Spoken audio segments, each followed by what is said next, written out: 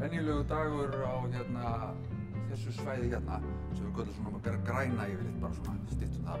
Ég held náttúrulega einstakur staður að vera hér, einstakt sko baksvið, bara þessi aðstæða hérna.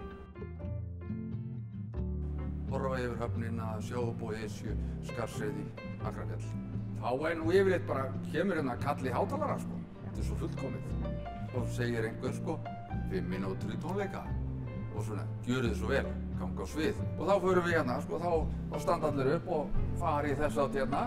Ef við tölum Eldborg sko, þá fara allir í þess átt hérna.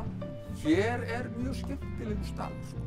Því það eru kannski tónleikar á sama tíma hérna í Norðurljósum sko. Og hérna eykst stressið aðeins sko. Og svona hérna verður aðeins svona, þá bara meira að tala aðeins larga sko.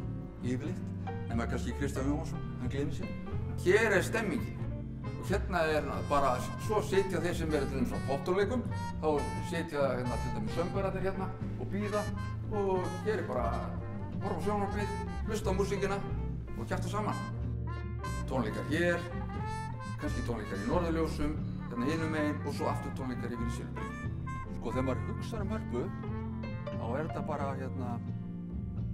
búið að vera ansi mikið bara líf manns núna í 10 ár. Og þetta orðið svona svolítið barnið manns og maður lætur sér sko, það skiptir sér öllu. Hingað kemur fólk með fjöreggið sitt og við þurfum að passa það og hugsa það og hlúa að því að fólkið sem kemur í húsið, þetta með sitt líf í höndunum. Svo segi ég ekki bara til hamingju með daginn, Harpa, öll þessi 10 ár og bara megirðu lifa lengi.